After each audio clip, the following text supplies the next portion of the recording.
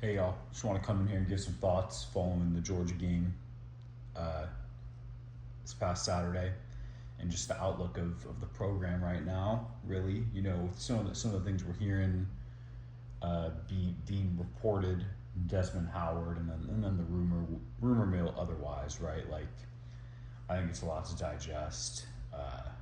You know, not trying not to dive too much into the game Saturday. Obviously, that happened, right? And that was something that's something Steve Sark is going to have to wear for the rest of his time here, however long that may be. And the way it happened was very disappointing. To be down 14-10 in the fourth quarter, and then to just give it up the way that you did, right? To give up fourth down conversions, to jump offside. Like, I really think that the things in the field really boil down to a couple of things, right? It's that, like, we're undisciplined, right? We commit penalties at inopportune times, um, and we lack attention to detail, right? Those types of things, and I think those, I think it's being undisciplined. I think it's attention to detail, and I think, like, even you could say, and I think you should say, right, our rosters, particularly on offense, our roster is not what it used to be. It's not what it was in 2023 when we went on our run and won the Big 12 title, right? It's not what it was last year when we had Matthew Golden and we had Isaiah Bond and we had Gunnar Helm, and we had these guys who could just string drives together, right? It's not, and cause defenses problems. It's not what it was.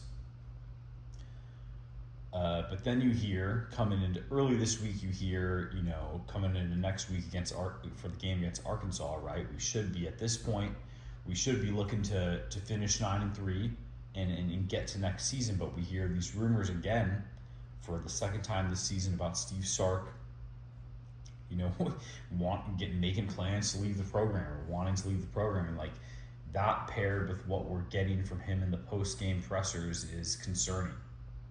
It's concerning, and I don't know what to make of it. Right? It's like, as a Texas fan, I think on one hand I would never want to lose Sark. I would never want Sark to leave, right? But on the other, I think some things and some changes are obvious, right? And I think that Sark, to some degree, has not indicated, or has indicated he doesn't approve of some of those changes. I think that it's really time to start thinking about, and this is something that it's the first time I'm saying this, and I never agreed with any of this. This shit was said in 2022, back in 22, when Bijan was on the roster, of Sark giving up play calling duties and focusing on taking on a CEO role, right? Like, but after seeing what I saw Saturday, I think in some respects it's obvious that Steve Sarkisian needs to do that, or may need to consider doing that. I don't know that it's possible to keep track of all those things on a game day environment.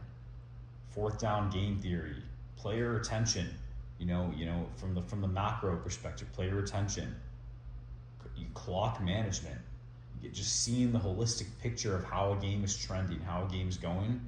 I don't know how possible that is when you're having to call plays. And I think that's one of the major concerns Texas fans have, right? That's one of the big things that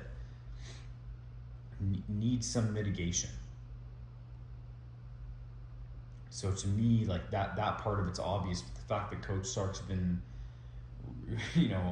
really reluctant to consider that, to me, might be an indicator of things to come. That paired with some of the reports we're seeing. First, it was before Mississippi State with Rossini coming out with a report. It's like, the whole thing was a little fishy. And I think at a time we're willing to accept that explanation in the post game, after having an emotional comeback win and being able to say, oh, well, it was a bullshit report, right? That is I'm bought into what Sark says. He's not leaving. That's nonsense, right? Now it's happening again. So It's confusing for sure. It's concerning. But I'll tell you one thing. This Saturday is going to be an interesting spectacle, because on one hand you might think we're going to come out and go BTA on Arkansas, a rival. We're angry, we should take out our frustrations on them. On another hand, it's like, shit, Arkansas is dangerous. You know, our secondary's been a joke this year. Let's be honest, it's been a joke, right? So they're capable of exposing that for sure.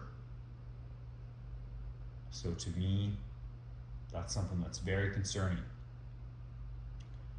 I don't know, y'all. My appetite for following the Texas Longhorns has been diminished after Saturday. I'm someone who likes to rewatch. You know, whenever we have a conference opponent, I like to rewatch the game from last year and kind of look to, like, what should I expect to see from them this year, right? Like, it's tough, man. It's just tough. Like, I don't have any appetite to do that no more. So we'll see what happens, y'all. we can only hope to beat Arkansas and have a chance to compete with A&M. You know, and then you go to the Pop-Tart Bowl and see some of the young boys out there in the Pop-Tart Bowl. Some of the Khalid Lockett's and the Day-Day McCutcheon and Jamie French, right? See some of them boys compete. Christian Clark get some serious carries, that type of shit, right? But who knows? Who knows where this thing could go after what we saw Saturday? But, you know, hook 'em and Texas fight, I guess.